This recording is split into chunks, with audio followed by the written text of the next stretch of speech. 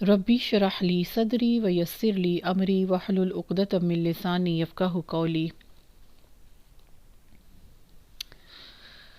ربی اشرح لی صدری ویسر لی امری واحلل عقدۃ من لسانی یفقہوا قولی۔ اما بعد، اعوذ باللہ من الشیطان الرجیم، بسم اللہ الرحمن الرحیم۔ السلام علیکم ورحمۃ اللہ وبرکاتہ۔ امید ہے آپ سب ایمان کی اچھی حالت میں ہوں گے۔ اللہ تعالیٰ سے دعا ہے کہ اللہ تعالیٰ میری اور آپ کی تمام جو عبادات ہیں وہ ساری کی ساری اللہ تعالیٰ قبول اور منظور فرمائے، آمین۔ آج ہم اللہ تعالیٰ کی توفیق سے 12ویں پارے میں 12 نمبر صورت ہے سورۃ یوسف، جس میں حضرت یوسف علیہ السلام کا ذکر ہے، ان کا ایک عمدہ سا زندگی کی جو ہے قصہ وہ موجود ہے۔ آج ہم اس کو پڑھنے جا رہے ہیں۔ مکی صورت ہے اور اس کی آیات جو ہیں وہ 111 ہیں۔ تو تھوڑا سا اس کا پس منظر یا بیک گراؤنڈ تھوڑا سا چند سطر میں دیکھ لیتے ہیں۔ چلیں، یہ صورت مکی ہے اور یہ مکہ میں رسول اللہ صلی اللہ علیہ وسلم اور دوسرے مسلمانوں پر جس طرح اپنے ہی رشتہ داروں عزیزوں نے ظلم اور ستم کے پہاڑ توڑے ہوئے تھے، آپ اس وجہ سے بہت ہی غمزدہ رہتے تھے۔ بعض اوقات تو اللہ کے حکم سے انہیں یہ بھی فرماتے کہ تم اگر میری بات نہیں مانتے تو تمہاری مرضی ہے، مگر اس قرابت داری کا تو خیال رکھو نا جو میرے اور تمہارے درمیان ہے۔ سورہ شورا میں اسی چیز کو پیارے نبی صلی اللہ علیہ وسلم بیان کرتے ہیں۔ سورہ شورا آیت نمبر 23 میں کہہ دے پیارے نبی صلی اللہ علیہ وسلم، آپ کہہ دیجئے کہ میں تم سے اس بات پر تو کوئی اجرت نہیں مانگتا، مگر رشتہ داری کی وجہ سے دوستی مانگتا ہوں، تھوڑا سا لحاظ اور پیار اور محبت اور مودت مانگتا ہوں۔ یعنی یہ ان کے دل کی وش تھی کہ چلو نہیں ماننا تو نہ مانو، نہیں مانتے تو تمہاری مرضی ہے، لیکن اتنی تذلیل تو میری نہ کرو نا، میری قرابت داری کا تو تھوڑا سا خیال رکھو۔ یہ سچویشن تھی، آپ دیکھیں، سوچیں ذرا۔ پھر ایسے ہی کسی موقع پر سورہ یوسف علیہ السلام یعنی سورہ یوسف نازل ہوئی، جس میں پیارے نبی صلی اللہ علیہ وسلم کے لیے تسلی کا بے حد سامان موجود ہے کہ دشمن خواہ جس حد تک بھی چلا جائے، اپنے بھائی اور عزیز حسد میں انصاف اور انسانیت کی بھی تمام حدیں پار کر جائیں، پھر بھی ہوتا وہی ہے جو اللہ چاہتا ہے۔ اس لیے آپ بے فکر رہیں، اور اس صورت میں کمال درجے کا غم، پھر اسی کمال درجے یا اس سے بھی بڑھ کر خوشی، اور انتہائی درجے کی بے بسی، اور پھر کمال درجے کا اقتدار نظر آتا ہے۔ نابینا کر دینے والی جدائی نظر آتی ہے، اور آنکھیں روشن کر دینے والی ملاقات کی خوشخبری نظر آتی ہے۔ انتہائی درجے کی ہوس اور دعوت گناہ، اور اس کے مقابلے میں حد درجے کی پاک دامنی، اور پھر بے انتہا ظلم اور کمال درجے کی معافی۔ غرض عجیب و غریب واقعات اور مضامین ہیں جو ہمیں پڑھنے والوں کو، سمجھنے والوں کو غمگین بھی کر دیتے ہیں اور خوش بھی کر دیتے ہیں۔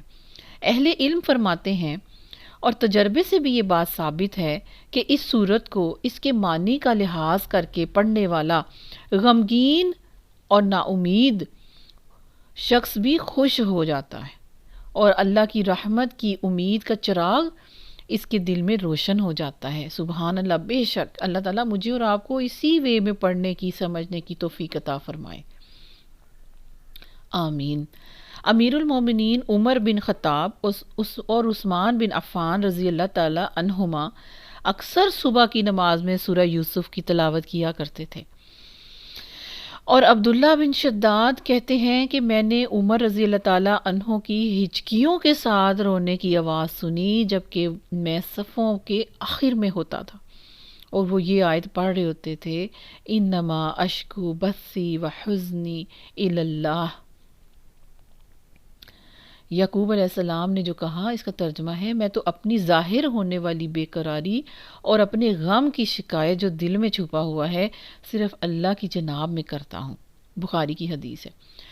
تو یہ اس کا بیک گراؤنڈ ہے، اس کی صورتحال ہے، پیارے نبی صلی اللہ علیہ وسلم کے جو مسائل تھے وہ حضرت یوسف علیہ السلام کے ساتھ کس طرح میچ کرتے تھے۔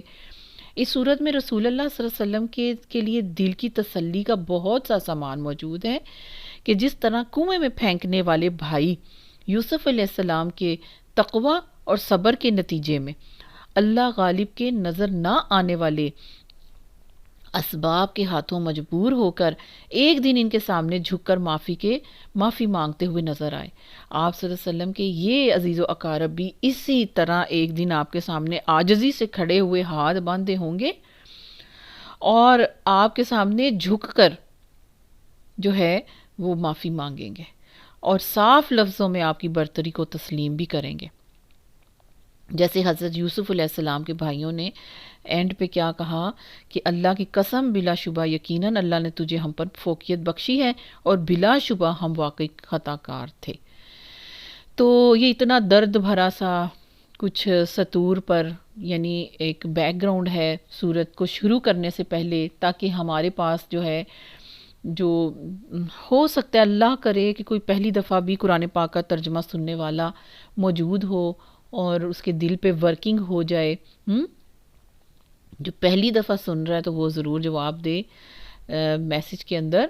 تو بہرحال ہم اللہ تعالیٰ کی توفیق سے، اللہ کے اذن سے آج جو ہے سورہ یوسف کو پڑھنے جا رہے ہیں، اس کو شروع کرنے جا رہے ہیں، جو کہ بڑی عمدہ جو ہے اس کے اندر واقعات ہیں اور پیارے نبی صلی اللہ علیہ وآلہ وسلم کی زندگی کے ساتھ میچ کرتے ہوئے جو حضرت یوسف علیہ السلام کے زندگی کے اندر مسائل تھے ان کے ذریعے سے پھر ہر کسی کو جواب دیا گیا ہے، جو نہیں مان رہے ان کو بھی، جو تبلیغ کا کام کر رہے ہیں ان کے لیے بھی، جو صبر کر رہے ہیں ان کے لیے بشارتیں ہیں، ٹھیک ہے۔ اور پھر یعنی کس طرح سے یہ مسائل جو آتے ہیں دین کے رستے میں ان کو کس طرح سے ہینڈل کیا جائے، کیسے بھروسہ کیا جائے، بہت سے میسج بے شمار اس کے اندر موجود ہیں۔ چلیں شروع کرتے ہیں اللہ کے نام سے جو بڑا مہربان اور نہایت رحم کرنے والا ہے۔ الف لام را، یہ واضح کتاب کی آیات ہیں۔ انا انزلناہ قرآنا عربیا لعلکم تعقلون، بے شک ہم نے اسے عربی قرآن بنا کر نازل کیا ہے تاکہ تم سمجھو۔ ٹھیک، تو کیا مطلب آ گیا کہ بے شک وہ تمہارا کھلا واضح یعنی کہ یہ قرآن پاک جو ہے اللہ تعالیٰ نے اس طرح سے کھلا اور واضح یعنی مبین کے ساتھ جب اس کی ٹرانسلیشن کی جاتی ہے تو کوئی چیز اللہ تعالیٰ نے اس کے اندر نہیں چھوڑی، ہر بات سمجھ آنے والی ہے۔ یا یہ وہ کتاب ہے، یہ وہ بیان ہے، کتاب مبین ہے جس کا اللہ کا کلام ہونا بالکل واضح ہے اور اس میں کوئی چیز چھپی ہوئی نہیں، اس میں کوئی شک کی گنجائش نہیں۔ بے شک ہم نے اسے عربی قرآن بنا کر نازل کیا تاکہ تم اس کو سمجھو۔ عربی قرآن کا کیا مطلب ہے؟ قرآن کا مطلب ہے بہت زیادہ بار بار پڑھا جانے والا۔ عربی جو ہے وہ کہتے ہیں کہ اس کا مطلب یہ نہیں ہے کہ یہ کتاب صرف اہل عرب کے لیے ہے، اس کا مطلب یہ ہے یہ کتاب تو سبھی کے لیے ہے۔ بات یہ ہے کہ تمام انسانوں کی ہدایت کے لیے جو کتاب اتاری گئی ہے وہ کسی ایک ہی انسانی زبان میں ہونی چاہیے تھی، اور یہی فطری طریقہ بھی ہے کہ یہ تو اس کتاب کی زبان یا تو اس کی کتاب کی زبان سیکھی جائے یا اس کا دوسری زبان میں ترجمہ کیا جائے، جیسے کہ ہم کر رہے ہیں اس وقت۔ چنانچہ یہی طریقہ قرآن کے بارے میں ملحوظ رکھا گیا، اس لیے عربوں سے جو اس کے اولین مخاطب ہیں نا، جہاں پر قرآن پاک نازل ہوا محمد عربی صلی اللہ علیہ وآلہ وسلم پر، ان عربوں سے کہا جا رہا ہے کہ ہم نے یہ کتاب تو تمہاری اپنی زبان میں نازل کی ہے، کسی اور زبان میں نہیں اتاری کہ تم اسے ٹھیک طرح سے سمجھ نہیں سکنے کا عذر پیش کر سکو، یعنی تمہارے پاس کوئی بہانہ نہیں۔ یہ کتاب عربی قرآن ہے، قرآن کا معنی پڑھنا ہے، ٹھیک ہے، یعنی اتنی پڑھی جانے والی کتاب، ایسی کتاب ہے جو بہت زیادہ پڑھی جانے والی، یعنی کہ سراسر اس کا وجود ہی پڑھا جانا ہے۔ تو اس میں عبرت رکھنے لعلکم تعقلون کہ عقل رکھنے والوں کے لیے بڑا عبرت کا سامان ہے۔ دوسرا پوائنٹ اس کے اندر یہ آتا ہے آیت نمبر 2 کے اندر ابن کثیر رحمۃ اللہ علیہ نے فرمایا ہے کہ اللہ تعالیٰ کا جو یہ فرمان ہے آیت نمبر 2 کے اندر، اِنَّا أَنزَلْنَاهُ قُرْآنًا عَرَبِيًّا لَعَلَّكُمْ تَعْقِلُونَ، یہ اس لیے ہے کہ جو عربی زبان ہے، عربی گرامر ہے، تمام زبانوں سے زیادہ ڈیپتھ والی ہے، سب سے زیادہ واضح اور کلیئر ہے اور وسیع ہے بہت زیادہ۔ کس طرح سے؟ انسانی نفس جو ہے، اس کے اندر آنے والے جتنے سینسٹیوٹی ہے، جتنے احساسات ہیں، فیلنگز ہیں، جذبات ہیں اور مضامین اور معنی کو سب سے زیادہ اور بہتر ادا کرنے والی یہ عربی زبان ہے۔ اس لیے یہ تمام کتابوں سے اشرف، زیادہ بلندی رکھنے والی اور شرف رکھنے والی کتاب ہے۔ یہ کتاب تمام زبانوں سے زیادہ باشرف زبان میں، یعنی عربی میں، ڈیپتھ والی زبان میں، فیلنگز والی زبان میں، پھر تمام رسولوں سے زیادہ شرف رکھنے والے، بلندی رکھنے والے رسول صلی اللہ علیہ وآلہ وسلم پر نازل ہوئی، ٹھیک ہے، اور پھر تمام فرشتوں سے زیادہ شرف اور عزت اور بلندی والے فرشتے کی سفارت کے ذریعے سے اتری، یعنی کہ وہ سفیر بن کے آئے، قرآن پاک کو لے کے آئے حضرت جبرائیل امین، اور زمین کے تمام علاقوں، خطوں، ملکوں، قطعوں سے زیادہ باشرف علاقے مکہ میں نازل ہوئی۔ پھر سال کے سب سے باشرف بلند ترین مہینے رمضان، اور پھر اس کے رمضان کے سب سے باشرف وقت یعنی لیلۃ القدر کے اندر یہ اتری۔ سبحان اللہ۔ اس کا باشرف ہونا، اس کا یعنی کہ بہت بلند ہونا اور سب کتابوں سے اشرف ہونا ہر لحاظ سے کامل ہے، صرف عربی زبان سے نہیں، ہر اینگل سے، ہر طرف سے۔ تو مختصر سی تفصیل اس کی یہ ہے کہ کئی زبانوں کے حروف جو ہیں، جو الفابیٹس ہیں، وہ تقریباً 50 ہوتے ہیں، کسی کے 80 تک ہیں، لیکن عربی زبان کے جو الفابیٹس ہیں وہ ہیں 29 یعنی 29، جنہیں سیکھنا آسان بھی ہے اور سیکھنے میں نہایت ہی آسان ہونے کے باوجود اپنا مقصد اور دل کی بات ادا کرنے کے لیے اس عربی زبان کی وسعت دنیا کی ہر زبان سے زیادہ ہے، ڈیپتھ رکھتی ہے۔ مثلا آپ دیکھیں اکثر زبانوں میں پریزنٹ، پاسٹ، فیوچر یا جو ہے ناؤن، پروناؤن، الگ الگ الفاظ اس کے موجود نہیں ہیں۔ مثلا وہ گیا اور وہ گئی، دونوں کے لیے فارسی میں اور انگلش میں وینٹ کا لفظ آتا ہے، اور ان زبانوں میں مذکر اور مونس کی وضاحت کے لیے بھی الگ الگ الفاظ لانا پڑیں گے۔ نہ ہی ان زبانوں میں کوئی ڈبل اور جو یعنی کہ جمع اور تثنیہ جس کو بولا جاتا ہے، اس کی وضاحت فعل کے لفظ سے ہوتی ہے، اس کے لیے بھی الگ الفاظ کی ضرورت ہے۔ عربی زبان کی خوبیاں ایک مستقل مضمون ہے جس پر اہل علم کی کتابیں تک موجود ہیں، ٹھیک ہے۔ ادھر سے ذرا اس کو اچھی طرح سے ڈیپتھ میں آج آیت نمبر 2 میں ذرا سیکھ لیں۔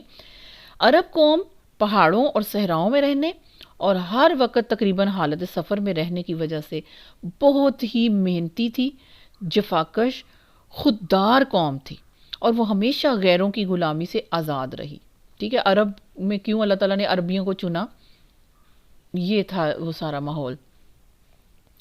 اگرچہ ان میں بے شمار خرابیاں بھی موجود تھیں، گمراہیاں موجود تھیں۔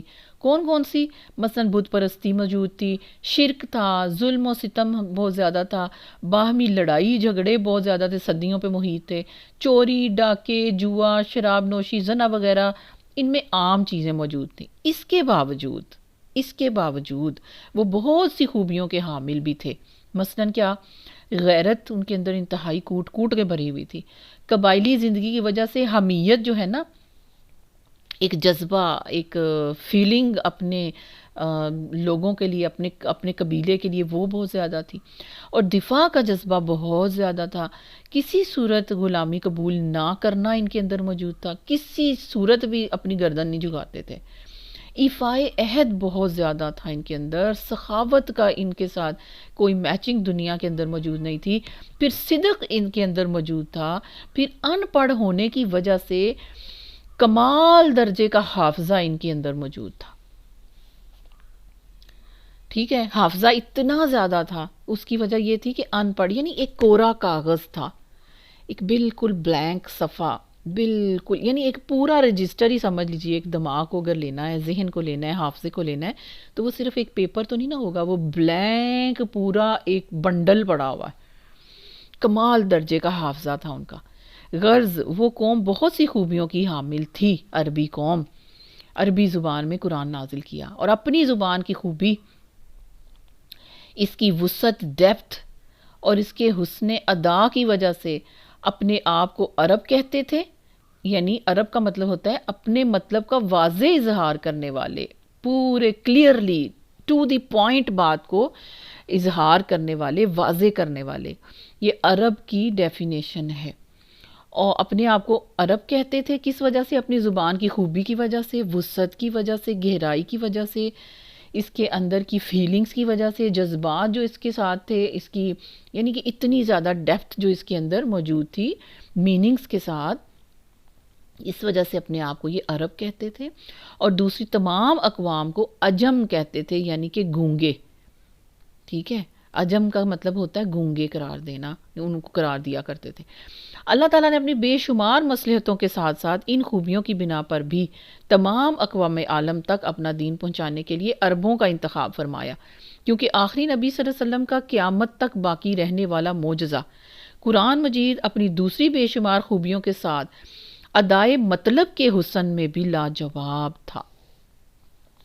اس لیے اللہ تعالیٰ نے اسے عربی زبان میں اتارا اور چیلنج کر دیا کہ اس جیسی کتاب لاؤ، پھر 10 صورتیں لانے کا بھی چیلنج کیا، اور آخر میں اینڈ پہ کہا اچھا یہ سارا کچھ تم نہیں کر سکتے، صرف 3 آیات چھوٹی سی صورت کی مثال پیش کرنے کا چیلنج کر دیا، ٹھیک ہے؟ والعصر، وہ جو ہے 3 سب سے چھوٹی، انا آتیناک الکوثر، تو سب سے چھوٹی 3 آیات کی مثال کے طور پہ اللہ تعالیٰ نے کہا کہ چیلنج ہے تمہیں 3 آیتیں لے آؤ، جس کا جواب آج تک نہ عرب دے سکے ہیں جو عربی دان اپنے آپ کو سمجھتے ہیں، اور نہ عجم یعنی کہ جو کہ بالکل گونگے جن کو یہ عربی لوگ کہا کرتے ہیں، اور نہ قیامت تک دے سکیں گے کوئی بھی۔ بہت ہی لاجواب قسم کی یہ یعنی کہ ایک خوبصورت سا ایک پیرایا، یہ میرے خیال سے ہمیں اس کو سمجھنے میں آسانی ہوگی انشاءاللہ آئندہ بھی، اور اسی طریقے پر ہم اس کو انشاءاللہ پڑھیں گے اور سمجھیں گے۔ آیت نمبر 3 میں اللہ تعالیٰ فرما رہے ہیں نحن نقص علیک احسن القصص بما اوحینا الیک ھذا القرآن وان کنت من قبلہ لمن الغافلین۔ اللہ تعالیٰ کیا فرما رہے ہیں؟ ہم تجھے سب سے اچھا بیان سناتے ہیں اس واسطے سے کہ ہم نے تیری طرف یہ قرآن وحی کیا ہے، اور بے شک تو اس سے پہلے یقیناً بے خبروں میں سے تھا۔ کون؟ پیارے نبی صلی اللہ علیہ وآلہ وسلم، وہ بھی، اور جنہوں نے سوال اٹھایا وہ بھی، اور جو اس قصے سے بالکل بے خبر تھے وہ سبھی مخاطب اس سے پہلے بالکل بے خبروں میں سے آپ تھے، ٹھیک ہے؟ اب اس کا مطلب یہ نہیں ہے کہ یہ ایک قصہ جو ہے یہ سارے قرآن میں سے سب سے عمدہ ترین قصہ ہے، ایسی بات نہیں ہے۔ بات یہ ہے کہ پورا قرآن پاک ہی بہت عمدہ ہے، ٹھیک ہے؟ اس کے یہ جو قرآن پاک ہے اس کی صفت یہ ہے کہ یہ بہت عمدہ ترین کتاب ہے، اس کے بیان بہت آسن ہیں، ٹھیک ہے؟ اور اسی آسن کتاب کے اندر، اس کے بیان کے اندر سے ایک عمدہ ترین بیان ہم آپ کو سناتے ہیں، یہ مطلب ہے۔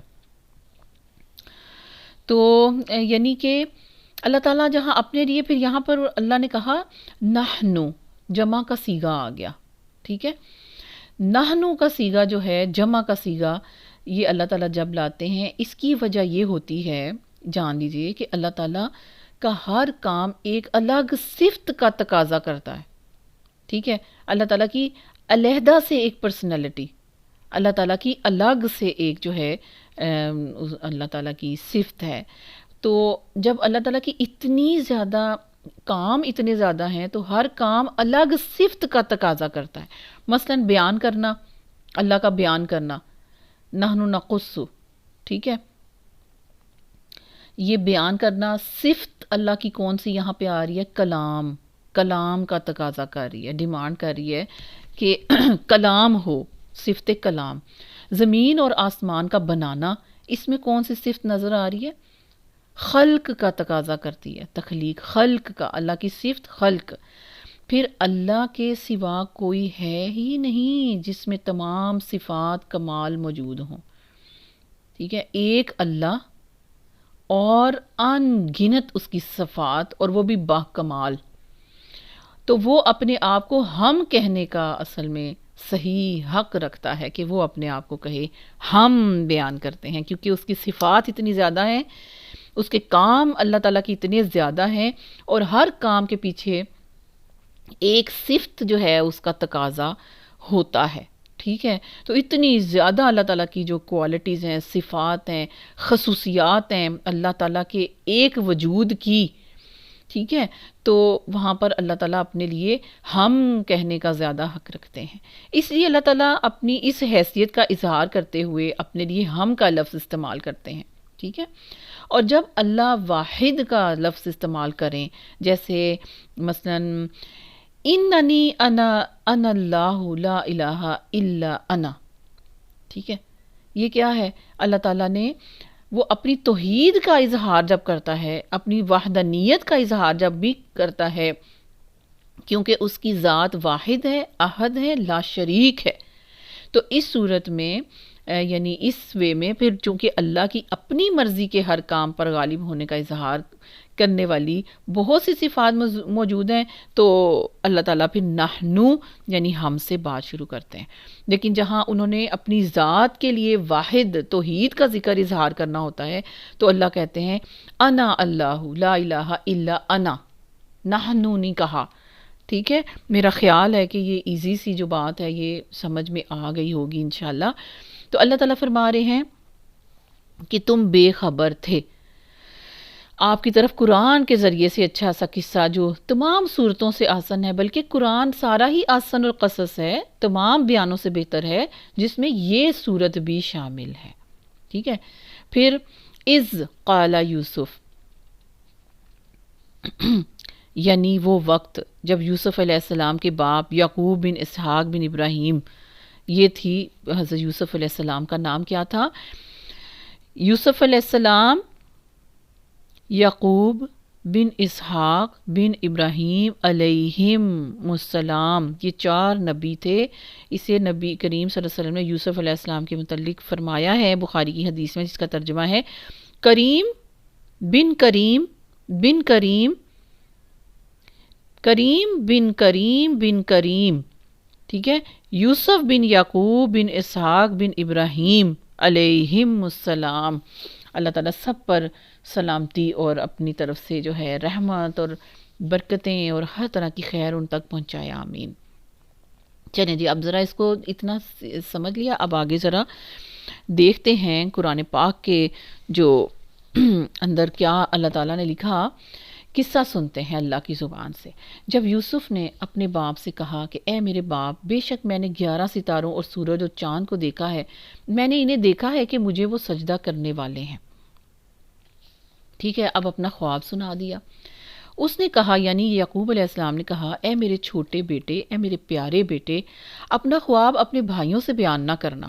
وجہ کیا تھی؟ ایک تو بالکل اس کی جو سیٹنگ تھی نا، اس کا جو اس کے اندر جو چیز واضح ہو رہی تھی، خواب کی جو تعبیر تھی، وہ تو تھوڑی سی سمجھ والا بھی اس کو بھی سمجھ آ جانی تھی، ٹھیک ہے۔ تو بتا دیا کہ جو نظر آ رہا ہے، یعنی تم اپنے بھائیوں سے یہ بات کرو گے تو وہ اس کو سمجھیں گے اور پھر اور نفرت کریں گے، جیسے پہلے تمہارے ساتھ رویے ہیں اور خراب ہو جائیں گے۔ میرے پیارے چھوٹے بیٹے، اپنے خواب اپنے بھائیوں سے بیان نہ کرنا، ورنہ وہ تیرے لیے تدبیر کریں گے اور کوئی بری تدبیر کریں گے، بے شک شیطان انسان کا کھلا دشمن ہے۔ کیا مطلب ہے کہ اپنے طور پر ان کو بتا بھی دیا کہ تم نے یہ بیان نہیں کرنا، ٹھیک ہے، تعبیر بھی ظاہر کر دی، یعقوب علیہ السلام نے مختصراً بیان بھی کر دیا کہ اللہ تعالیٰ تمہیں چنے گا اور تم پر اپنی نعمت کو تمام کرے گا، ٹھیک ہے۔ اب آپ جان لیں کہ قدرتی طور پر جس شخص کو نعمت ملتی ہے اس پر ہمیشہ حسد ہوتا ہے، اور شیطان بھی انسان کی اس کمزوری یعنی حسد کو استعمال کر کے بھائیوں کے درمیان، دوستوں کے درمیان، رشتہ داروں کے درمیان، جاننے والوں کے درمیان دشمنی پیدا کر کے چھوڑتا ہے. ٹھیک ہے، تو اللہ تعالیٰ نے تو ویسے ہی فرمایا نا، ان الشیطان ینزغ بینہم، کہ بے شک شیطان ان یعنی میرے بندوں کے درمیان جھگڑا ڈالتا ہے. اور اس کی جو کمزوری ہاتھ آتی ہے نا انسان کی، میری یا آپ کی، وہ ہے حسد. جب کوئی ایک بندہ دوسرے سے حسد کرنا شروع ہوتا ہے نا، تو جو حسد کرنے والا بندہ ہے نا، اس کے پیچھے انسان شیطان لگ جاتا ہے، اس کی کمزوری اس کے ہاتھ آ جاتی ہے، اور وہ اس حسد کی وجہ سے جو وہ بندہ کر رہا ہے اس پہ اتنا تیل چھڑکتا ہے یہ شیطان، اس پہ اتنی ورکنگ کرتا ہے کہ جھگڑا کروا کے درمیان سے نا پھر ہٹتا ہے. تو یہی بات یہاں پر پیارے نبی حضرت یعقوب علیہ السلام فرما رہے ہیں کہ بے شک شیطان انسان کا کھلا دشمن ہے، وہ تیرے لیے کوئی تدبیر ضرور کریں گے، یعنی بری تدبیر کریں گے. تو اس سے پھر کیا ہوا کہ ایک اور چیز اس سے ہلکی سی ہم یہ دیکھ لیتے ہیں کہ اچھا خواب اللہ کی طرف سے بشارت ہوتا ہے، خوشخبری ہوتا ہے. ٹھیک ہے، اور حضرت ابو ہریرہ رضی اللہ تعالیٰ عنہ بیان کرتے ہیں کہ رسول اللہ صلی اللہ علیہ وسلم نے فرمایا، بخاری کی حدیث ہے، نبوت میں سے مبشرات کے سوا کچھ باقی نہیں رہا. لوگوں نے پوچھا مبشرات کیا ہیں؟ فرمایا اچھے خواب. اور رسول اللہ صلی اللہ علیہ وسلم نے فرمایا ہے کہ صالح آدمی، نیک صالح آدمی کا اچھا خواب نبوت کے 40ویں حصوں میں سے ایک حصہ ہے. ٹھیک ہے، تو اسی طرح ابو سلمہ رحمۃ اللہ علیہ فرماتے ہیں کہ میں خواب دیکھا کرتا تھا جو پریشانی پیدا کر کے مجھے بیمار ہی کر ڈالتے تھے. یہاں تک کہ میں نے ابو قتادہ رضی اللہ تعالیٰ عنہ سے سنا کہ میں بھی خواب دیکھا کرتا تھا. یعنی حضرت ابو قتادہ رضی اللہ تعالیٰ عنہ بھی حضرت ابو سلمہ سے انہوں نے سنا، وہ کہہ رہے ہیں کہ میں بھی خواب دیکھا کرتا تھا جو مجھے بیمار کر دیتے تھے. یہاں تک کہ میں نے رسول اللہ صلی اللہ علیہ وسلم سے یہ بات سنی. آپ صلی اللہ علیہ وسلم نے فرمایا، بخاری کی حدیث ہے، اچھا خواب اللہ کی طرف سے ہے، تو جب تم میں سے کوئی اچھا خواب دیکھے جو اسے پسند ہو تو وہ اس کے سوا اسے بیان نہ کرے جو محبت رکھتا ہو. یعنی اس کو بتاؤ صرف جو تمہارا ویل وشر ہے، تم سے بہت ہی محبوب ہے، محبت رکھنے والا ہے. اور جب ایسا خواب دیکھے جو اسے ناپسند ہو تو اس کے شر سے، اس خواب کے شر سے اور شیطان کے شر سے اللہ کی پناہ مانگے، اور 3 دفعہ بائیں طرف لیفٹ سائڈ پہ تھوک دے. تھتکارنا ہوتا ہے صرف، اس کے اندر مطلب کہ آپ کا تھوک نہیں ہونا چاہیے، صرف تھتکارنا ہوتا ہے 3 دفعہ بائیں طرف. پیارے نبی سکھا رہے ہیں، اور وہ کسی کو بیان نہ کرے وہ خواب. ٹھیک ہے، تو وہ خواب اسے ہرگز کوئی نقصان نہیں پہنچائے گا. تو بہرحال یہ ہم چلتے چلتے آیت نمبر جو ہے ہم پڑھ رہے ہیں اس کے اندر سے اس چیز کو بھی ہم نے سیکھ لیا ہے آیت نمبر 5 کے اندر کہ خواب کا کیا سلسلہ ہوتا ہے، اور ہمارا مذہب، ہمارا دین، ہمارے پیارے نبی صلی اللہ علیہ وآلہ وسلم اس کے بارے میں ہمیں کیا وصیت اور نصیحت کرتے ہیں. آیت نمبر 6 میں اللہ تعالیٰ فرما رہے ہیں، اور اسی طرح تیرا رب تجھے چنے گا. ٹھیک ہے، کس کے ذریعے؟ اب یہ وحی آ رہی ہے نا، حضرت یعقوب علیہ السلام خود سے نہیں کچھ بول رہے، وہ نبی تھے، پیارے نبی تھے، اور وہ اللہ تعالیٰ کی طرف سے جو ان کو میسج مل رہا تھا اس کے مطابق حضرت یوسف علیہ السلام سے بات کر رہے ہیں. کیا کہہ رہے ہیں؟ اور اسی طرح تیرا رب تجھے چنے گا اور تجھے باتوں کی اصل حقیقت سمجھنے میں سے کچھ سکھائے گا، یعنی تعویل الاحادیث سے کرائے گا، اور اپنی نعمت تجھ پر یعنی نبوت تجھ پر اور آل یعقوب پر پوری کرے گا، جیسے اس نے اس سے پہلے وہ تیرے دونوں باپ دادا ابراہیم اور اسحاق علیہ السلام پر پوری کی. ٹھیک ہے، اور اب دیکھیں کہ کتنی عاجزی ہے، اپنا نام نہیں لیا، حالانکہ خود کیا ہے، خود بھی اللہ کے پیارے نبی ہیں اور وہی آ رہی ہے اس وقت، لیکن اتنی عاجز ہیں کہ اپنے بزرگوں کا نام لیا، بڑوں کا نام لیا کہ تیرے دادا ابراہیم اور اسحاق علیہ السلام پر پوری جیسے کی، اس طرح اللہ تیرے اوپر بھی پوری کرے گا، بے شک تیرا رب سب کچھ جاننے والا اور کمال حکمت والا ہے. اب یہاں پر حضرت یعقوب علیہ السلام کو بھی خوشخبری مل گئی. اب یہاں پر یہ بات بھی آپ کو یاد رکھنی ہے کہ حضرت یعقوب علیہ السلام کے جو 12 بیٹے تھے، ٹھیک ہے نا، پھر بنی اسرائیل ان کا لقب تھا، اور بنی اسرائیل یعنی کہ یعقوب علیہ السلام کے 12 بیٹے یا 12 قبیلے ان بیٹوں سے جو چلے تھے، تو وہ سارے بنی اسرائیل. تو حضرت یوسف علیہ السلام اس وقت حضرت یعقوب علیہ السلام خود نبی تھے، اور ان کے بیٹوں میں سے، اولاد میں سے کوئی نبوت والا نہیں تھا کسی طرف کا بھی. جی پھر آیت نمبر 6 کے اندر جو اللہ تعالیٰ نے فرمایا ہے نا، وَكَذَلِكَ يَجْتَبِيكَ رَبُّكَ، تو اس میں کیا ہے، جس کا معنی جمع کرنے کا ہوتا ہے، اجتبا ان کا معنی، اور کسی خوبی کی بیس پر چن لینا. اسی طرح اللہ تعالیٰ کے کسی بندے کے چن لینے سے مراد یہ ہوتا ہے کہ اللہ اپنے فیض، اپنے فضل، کرم، خاص رحمت کے ساتھ اس بندے کو خاص کر لینا ہے، جس سے اس کو اپنی کسی کوشش کے بغیر ہی مختلف قسم کی اللہ کی نعمتیں حاصل ہو جائیں. یہ چیز تو سب سے پہلے انبیاء کو حاصل ہوتی ہے، یا پھر انہیں جو ان کے قریب ہوں، مثلا صدیقین اور شہداء. تو بے شک اعلیٰ درجے کا اجتباء جو اللہ تعالیٰ کرتے ہیں وہ انبیاء علیہ السلام کا ہے، صدیقین اور شہداء کو حاصل ہوتا ہے. ٹھیک ہے، جیسے میدان جنگ میں سے اتنے مجاہد جاتے ہیں، لیکن شہید اس میں سے کون ہوتا ہے؟ جس کو اللہ چن لیتا ہے اور شہادت کے درجے پر فائز کرتا ہے. مگر اللہ تعالیٰ کے چننے کے بھی کئی درجے ہیں.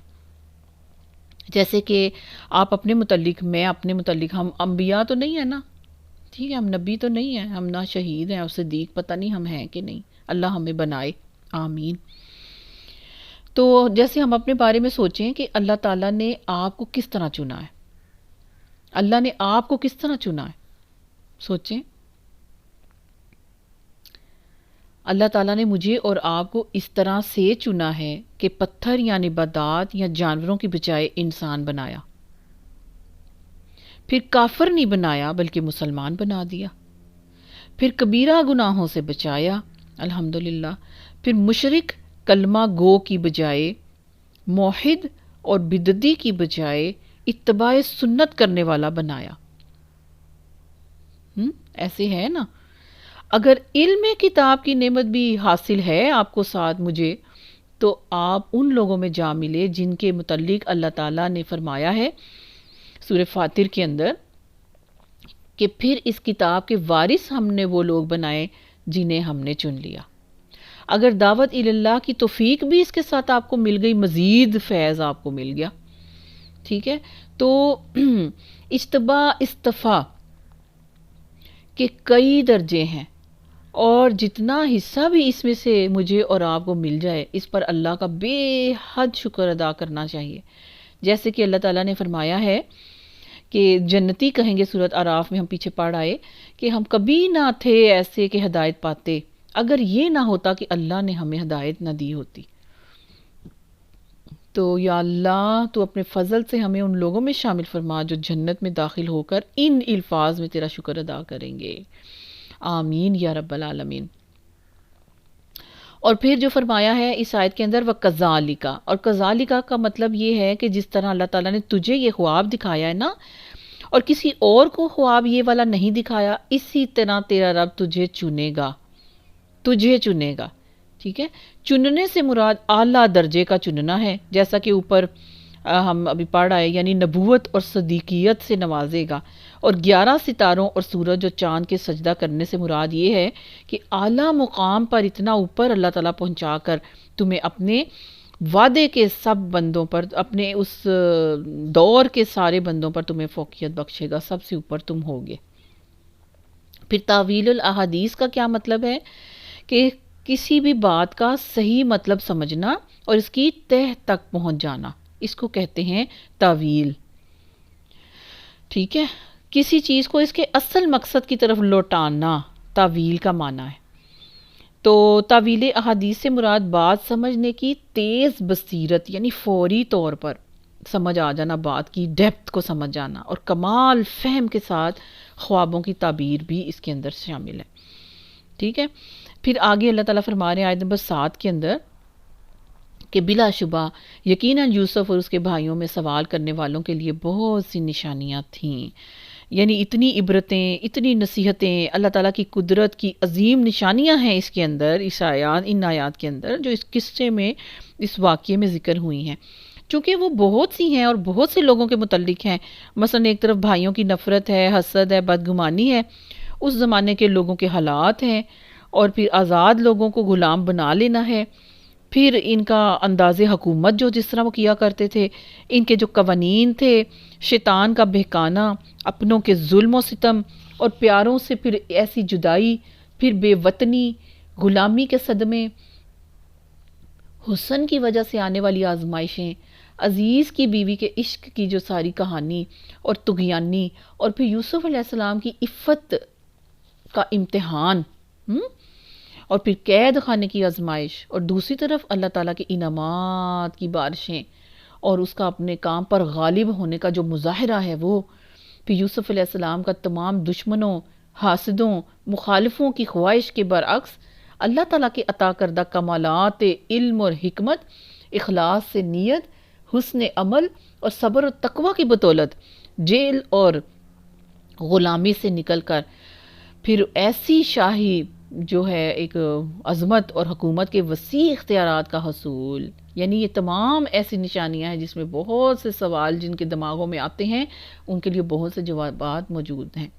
پھر جابر اور ظالم بھائیوں کی ان کی بے بسی، اور پھر ان سے صدقے کے سوال پر مجبور ہو جانا، پھر اس سارے عرصے میں یوسف علیہ السلام کا ہر زیادتی کرنے والے سے انتقام کی بجائے حسن سلوک کرنا، بے مثال صبر کرنا، بے مثال عفو و درگزر کرنا، اور پھر آخر میں یوسف علیہ السلام کے خواب 11 ستاروں اور سورج اور چاند کے ان کے سامنے سجدہ ریز ہونے کی تعبیر کا ظہور ہو جانا، اور اس تمام عظمت اور رفت کے باوجود، اتنے درجوں کے باوجود، اتنی عظمتوں کو پا لینے کے باوجود، یوسف علیہ السلام کا آخرت کی فکر میں اللہ تعالیٰ سے اسلام پر موت اور صالحین کے ساتھ ملانے کی دعا ہے۔ سبحان اللہ۔ اور غرض ایک ایک بات اپنے اندر بہت سی نشانیاں اور عبرتیں رکھتی ہے۔ اور سوال کرنے والے کون ہے سوال کرنے والا؟ یعنی اس غرض سے نبی پاک صلی اللہ علیہ وسلم کو پوچھا گیا کہ ابراہیم علیہ السلام کا وطن تو شام تھا، تو بنی اسرائیل مصر میں کیسے آئے؟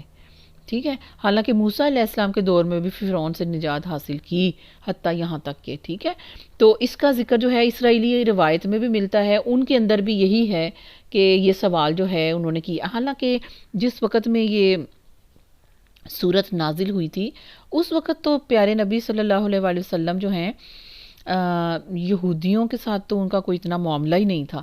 اس وقت کے پوچھنے والے تو کون ہیں؟ وہ مکہ والے ہیں۔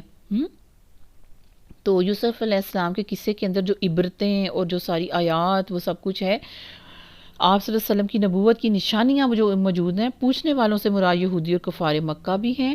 اگر ان کا اعتبار نہ بھی کیا جائے پھر بھی ان آیات کے اندر بہت سی عبرتیں سب کے لیے قصہ یوسف کے اندر موجود ہیں۔ تو آپ دیکھیں کہ جب انہوں نے کہا یقیناً یوسف اور اس کا بھائی ہمارے باپ کے ہاں ہم سے زیادہ پیارے ہیں، حالانکہ ہم ایک قوی جماعت ہیں، بے شک ہمارا باپ بڑی کھلی غلطی پر ہے۔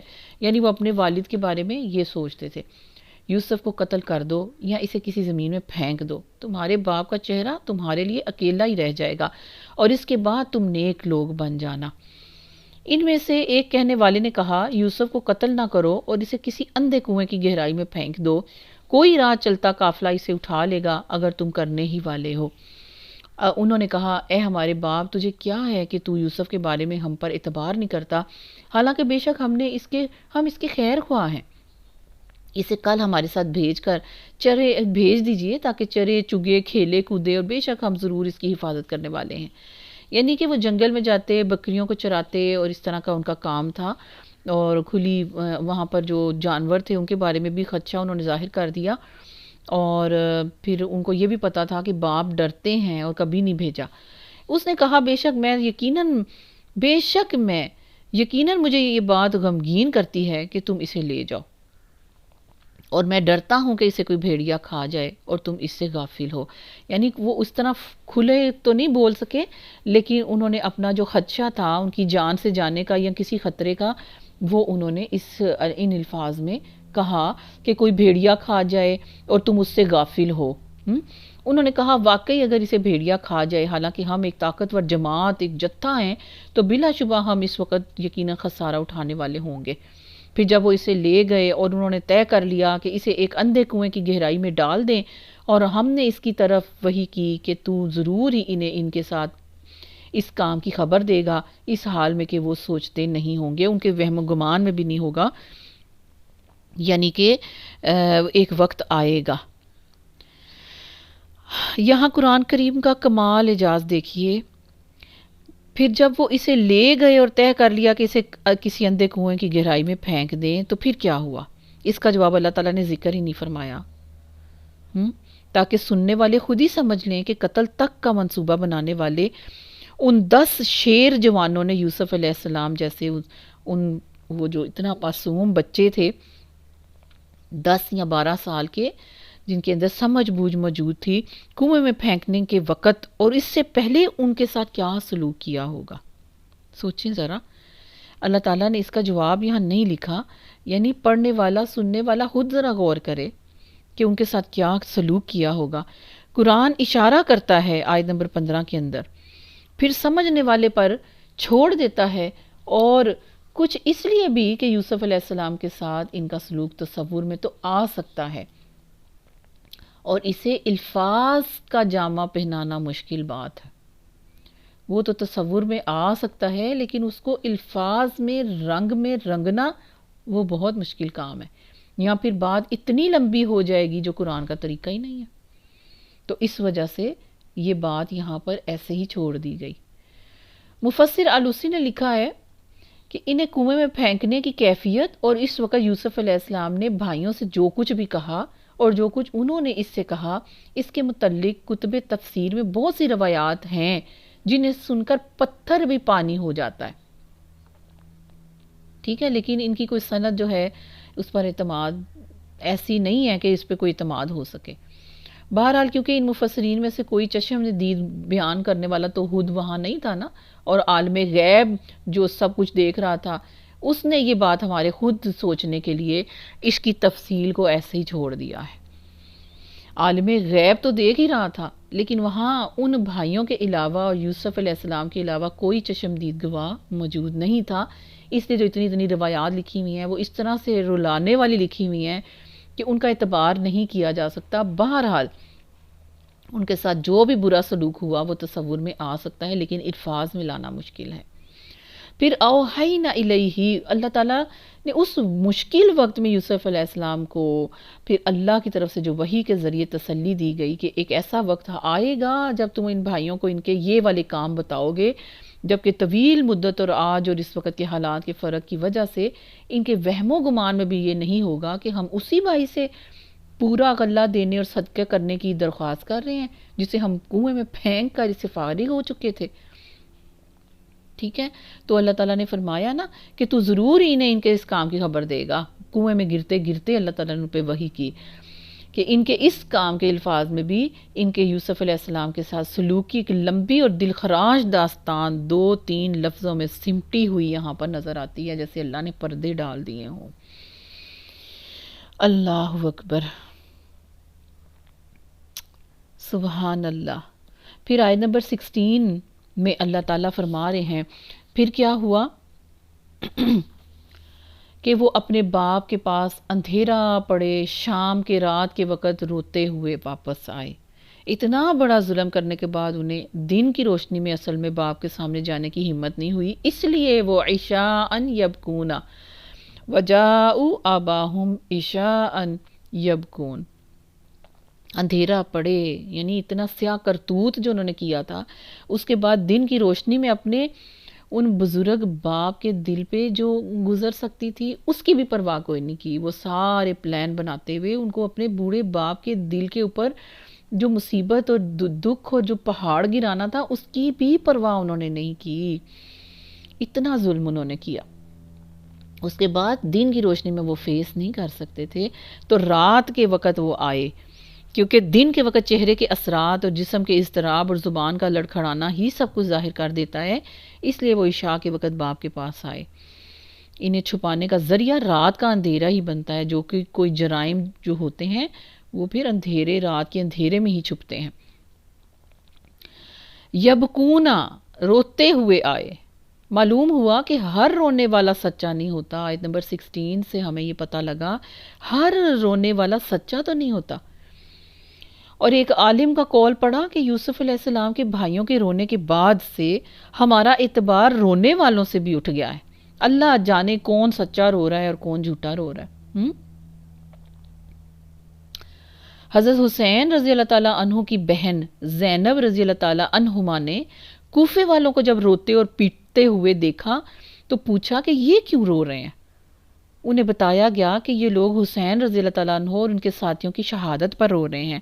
تو وہ بے ساختہ کہنے لگی کہ یہ لوگ ہم پر رو رہے ہیں تو ہمیں قتل کرنے والے پھر کون ہیں؟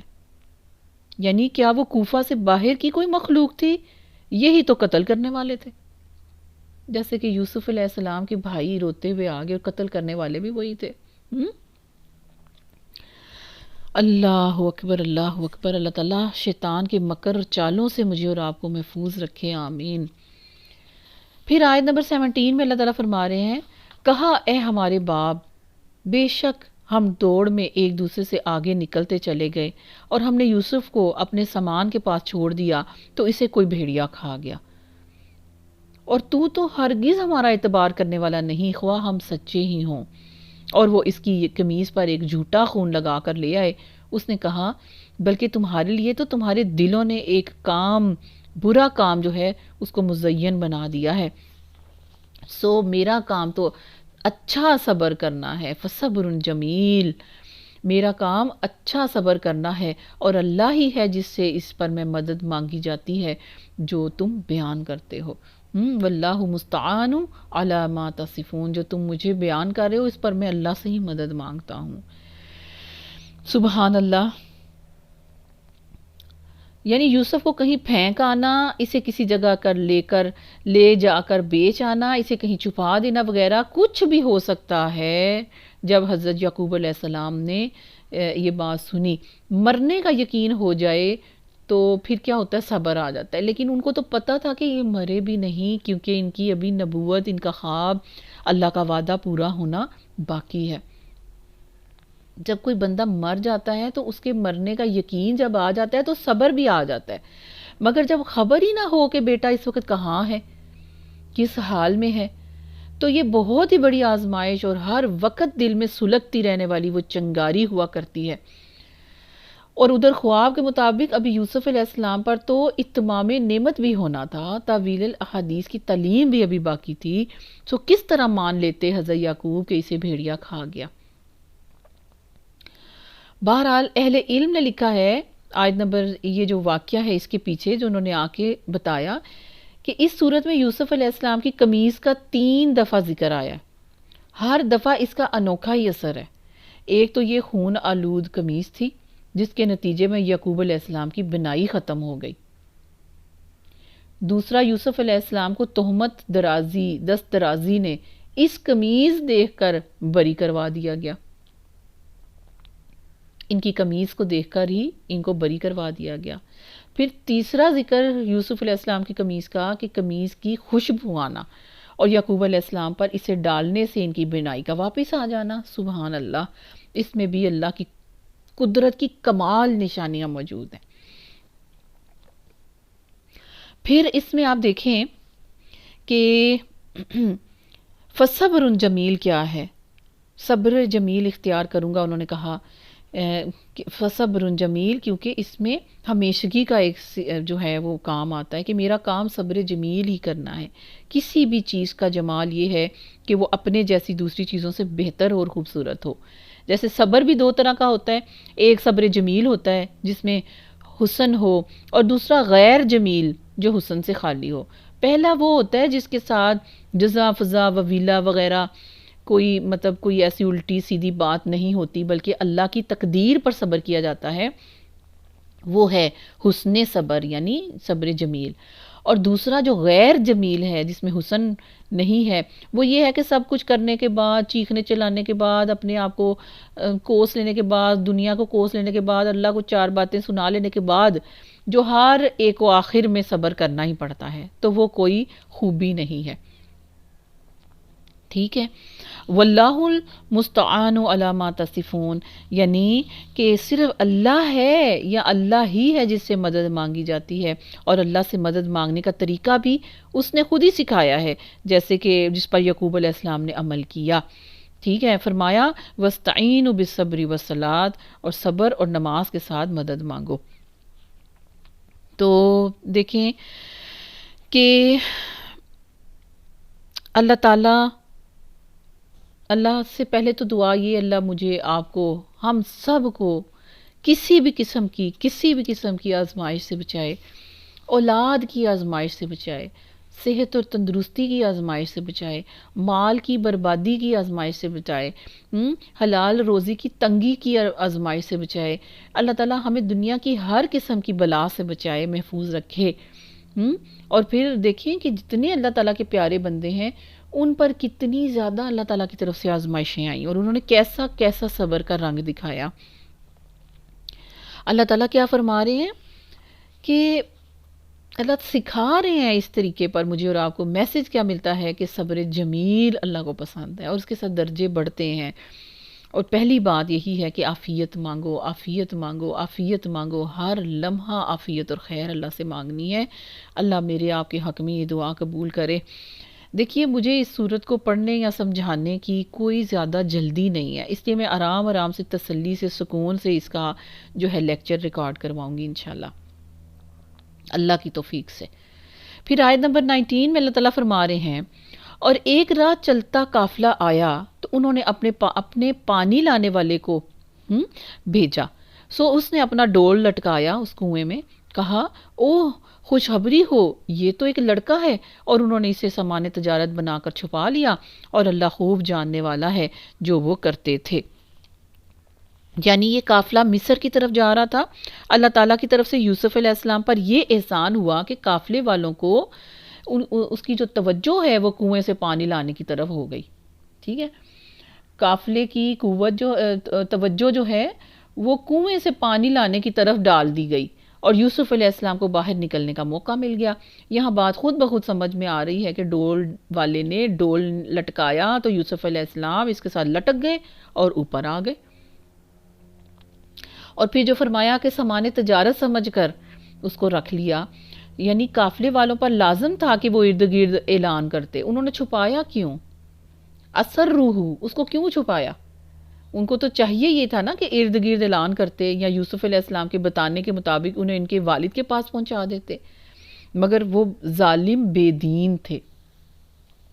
اب یہ تو نہیں ہو سکتا نا کہ یوسف علیہ السلام نے اپنا تعارف نہ دیا ہو، یہ تو نہیں ہو سکتا کہ یوسف علیہ السلام نے اپنا نام پتہ نہ بتایا ہو. مگر وہ بے دین ظالم لوگ تھے. انہوں نے زبردستی غلام بنا کر سامان تجارت کے طور پر چھپا لیا کہ مصر جا کر اس کو فروخت کریں گے. یہ اس وقت کے حالات تھے. زبردستی غلام بنا لیا جاتا تھا. حالانکہ کسی آزاد کو غلام بنانا یا اس سے فروخت کرنا ہی ہر شریعت میں اللہ تعالیٰ نے حرام رکھا ہوا ہے. اس سارے سلسلہ کلام میں یوسف علیہ السلام کے بھائیوں کا کہیں کوئی ذکر نہیں ہے، بلکہ صاف ظاہر ہے کہ یوسف علیہ السلام کے نکلنے پر اہل قافلہ بہت خوش ہوئے، اور انہوں نے سامان تجارت کے طور پر انہیں چھپا لیا اور کسی کو بھی خبر تک نہیں ہونے دی. پھر ان آیات میں رسول اللہ صلی اللہ علیہ وسلم کے لیے یہ تسلی موجود ہے. آیت نمبر جو 19 اور 20 تک ہم پہنچے ہیں، یہ پیارے نبی صلی اللہ علیہ وسلم کو تسلی موجود ہے کہ بھائیوں کا یوسف علیہ السلام کو کنویں میں پھینکنا آخر ان کی عظمت اور رفت کا ذریعہ بن گیا. آپ بھی اپنے خاندان کے لوگوں کے ظلم و ستم سے بد دل نہ ہوں. یہ سب بھی آخرکار برادران یوسف کی طرح ہی آپ کے سامنے ہاتھ باندھے سر جھکائے کھڑے ہوں گے. پھر آیت نمبر 20 میں اللہ تعالیٰ فرما رہے ہیں کہ پیچھے کہا کہ انہیں چھپا لیا، اور انہوں نے اسے تھوڑی قیمت چند گنے ہوئے درہموں میں بیچ ڈالا، اور وہ اس میں رغبت رکھنے والوں میں سے تھے. اور وہ اس میں رغبت بھی نہیں رکھتے تھے، یعنی ان کو تو راہ چلتے بس ایک چیز مل گئی تھی.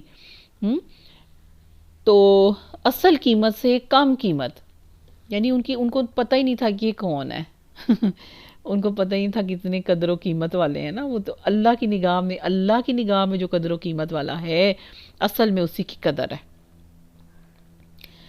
تو وہ اس میں رغبت نہیں رکھنے والوں میں سے تھے. اس کی وجہ یہ تھی کہ وہ قانونی طور پر اصل میں نا حقیقی غلام کو نہیں بیچ رہے تھے، اس لیے جو کچھ بھی ان کو اس سے مل گیا تھا اسی کو انہوں نے غنیمت سمجھا، وہ حرام مال کھا گئے تھے.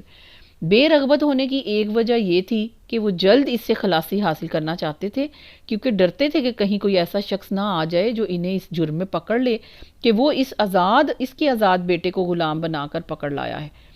تو ہر وقت چھپا کر رکھنا اور یوسف علیہ السلام کو کسی سے اپنی حقیقت بیان کرنے کا موقع ہی نہ دینا ان کے لیے ایک مصیبت بات تھی.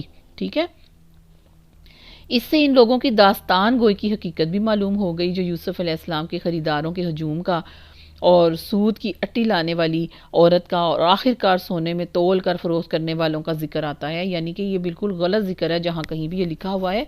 قرآن صحیح بتاتا ہے کہ قرآن نے صحیح بتایا ہے کہ وہ انہوں نے بالکل تھوڑے سے معمولی جو ہیں چند درہموں میں ان کو بیچ ڈالا تاکہ وہ اپنے سر سے اس کی جو ذمہ داری تھی یا یہ جو انہوں نے گناہ کیا تھا اس سے اپنے آپ کو چھڑانا چاہتے تھے. اللہ اکبر. اور جس شخص نے اسے مصر سے خریدا اس نے اپنی بیوی سے کہا کہ اس کی رہائش باعزت رکھنا، ہو سکتا ہے کہ ہمیں فائدہ دے یا ہم اسے بیٹا ہی بنا لیں. اور اسی طرح ہم نے یوسف علیہ السلام کو اس زمین میں جگہ دی اور تاکہ ہم اسے باتوں کی اصل حقیقت میں سے کچھ سکھا دیں، اور اللہ اپنے کام پر غالب ہے اور لیکن اکثر لوگ نہیں جانتے. عزیز مصر نے اپنی بیوی کو یوسف علیہ السلام کی رہائش باعزت رکھنے کا کہا، یعنی ہر ضرورت مہیا کی. ان کا مقصد یہ تھا کہ ہمارا اور اس کا تعلق مالک اور غلام والا ہونے کی بجائے گھر کے ایک معزز رکن کا ہونا چاہیے. کیوں؟ اس لیے کہ بچہ نہایت ذہین اچھی عادات والا ہے، امید ہے کہ ہمیں یہ فائدہ دے گا. اور عزیز مصر مملکت کے کسی بھی شخص سے کام کروا سکتا تھا اور مطلوبہ فائدہ بھی حاصل کر سکتا تھا، مگر ماتحت نوکر جس طرح فائدہ پہنچاتے ہیں اور نہایت عزت و محبت سے پالے ہوئے اپنے گھر کے ایک فرد سے جس خیر خواہی فائدے کی امید ہوتی ہے، ایسا دونوں لوگوں میں برابر نہیں، ایسی چیز دونوں میں برابر مشترک نہیں ہو سکتی، دونوں میں فرق ہے. تو یہ بھی پتہ چل رہا ہے کہ ان کی اولاد نہیں تھی. ٹھیک ہے، اور پھر اسی طرح سے ظاہر ہوتا ہے کہ اللہ تعالیٰ کے فرمان کے مطابق ماں باپ، بہن بھائی یا بیٹا بیٹی منہ کے کہہ دینے سے نہیں بنتے. ٹھیک ہے، ورنہ عزیز کی بیوی کا سگا بیٹا ہوتا تو وہ اس سے وہ معاملہ کبھی نہ کرتی جس کا ذکر آگے آ رہا ہے. اکثر گھروں میں اللہ کی اس نافرمانی کے ایسے ہی نتائج رونما ہوتے ہیں، اس لیے اللہ تعالیٰ نے نہایت تاکید کے ساتھ اس چیز سے منع فرمایا ہے. کیا چیز سے منع فرمایا ہے؟ منہ بولا بھائی، بیٹا، بہن، یہ کوئی رشتے نہیں ہوتے، کوئی بھی نہیں بن جاتا. سگے بہن بھائی اور سگے ماں باپ کی جگہ پہ کوئی بھی منہ بولا جو ہے وہ بن کے ان جیسا نہیں ہو سکتا. وَكَذَلِكَ مَكَّنَّا لِيُوسُفَ، اور اس طرح سے اللہ تعالیٰ نے فرمایا ہے اس طرح ہم نے عزیز مصر کے ہاتھ فروخت کروا کر اور مصر کے اتنے عظیم مقام پر گھر والے کے ساتھ باعزت رہائش دے کر ہم نے یوسف علیہ السلام کو سرزمین مصر میں جگہ دی، تاکہ ایک حکمران کے گھر میں رہ کر سرداروں کی مجلسیں دیکھ کر حکمرانی اور سیاست کے اسرار و رموز وہ سیکھ لے جو صحرا میں رہنے سے کبھی بھی حاصل نہیں ہو سکتے تھے. اور آخر میں ان کی وجہ سے بنی اسرائیل مصر میں آ کر آباد ہوں. یہ اللہ تعالیٰ کی پلاننگ تھی. اور دوسری یہ وجہ ہے جیسے کہ ہم نے اس سے پہلے یوسف علیہ السلام کو بھائیوں کے شر سے بچایا اور کنویں سے نکلوایا، اسی طرح ہم نے اسے سرزمین مصر میں بھی جگہ بخشی. تو اب آپ دیکھیں کہ اللہ تعالیٰ نے کس طرح سے ان کا انتظام کیا. اللہ تعالیٰ اپنے ہر کام پر غالب ہے. اللہ تعالیٰ کو پتہ ہے کہ اس نے کیسے کرنا ہے. یوسف علیہ السلام کے بھائی یہ کیا چاہتے تھے؟ کنویں میں پھینکنے کے بعد اپنے خیال میں وہ کس قدر کامیاب ہو چکے تھے، مگر اللہ اپنے کام پر غالب ہے. وہ جو کرنا چاہے کوئی طاقت اس کو روک نہیں سکتی. سبحان اللہ. کنویں سے نکلوا بھی دیا، حکومت تک پہنچانا، پھینکنے والوں کو سائل بنا کر اس کے سامنے لا کھڑا کرنا، اس کے ادنا سے اشارے کا کام ہے، بس حکم کن ہے بس. تو ہمیشہ کون غالب ہونے والا ہے؟ اللہ، اللہ کی ذات، اللہ کا کام۔ اللہ کے مقابلے پہ جو کوئی آتا ہے تو وہ جان لے کہ اللہ زبردست غالب ہے، اس کا مقابلہ کرنے والا ہر صورت مغلوب ہو کے رہے گا۔ اب یہ میسج کس کو جا رہے ہیں؟ قریش مکہ جو اتنے پیارے قصے کو، پیارے نبی صلی اللہ علیہ وسلم کی اتنی میٹھی اور خوبصورت اور دل کے اندر اترنے والے اس کلام کے ساتھ اور باتوں کو سمجھ بھی رہے ہیں اور دل کے اندر اتار بھی رہے ہیں اور شوق سے بیٹھ کے سن بھی رہے ہیں، اور یہ بھی جان رہے ہیں کہ اللہ اپنے کام میں غالب ہے۔ یعنی کہ نہ ماننے والوں کے منہوں پہ چپیڑیں بھی پڑ رہی ہیں، تم نہیں مانو گے، تمہاری کوئی پرواہ نہیں، اللہ اپنے کام پہ غالب ہے، وہ اور اس کے مومن بندے، وہ اور اس کا کام، وہ اور اس کا حکم ہی غالب رہے گا ہمیشہ ہمیشہ انشاءاللہ۔ ٹھیک ہے، اور جب وہ اپنی پوری جوانی کو پہنچا، یعنی اب وہ اس محل کے اندر رہ کے اچھا کھانا پینا، کپڑا لتا، اتنا خوبصورت لائف سٹائل ان کو دیا گیا، عزت کے ساتھ اللہ تعالیٰ نے ان کو اس گھر میں رکھا۔ پوری جوانی کو جب وہ پہنچ گیا 17-16 سال کا، تو ہم نے اسے بڑا حکم اور بڑا علم عطا کر دیا، اور ہم نیکی کرنے والوں کو اسی طرح سے جزا دیتے ہیں۔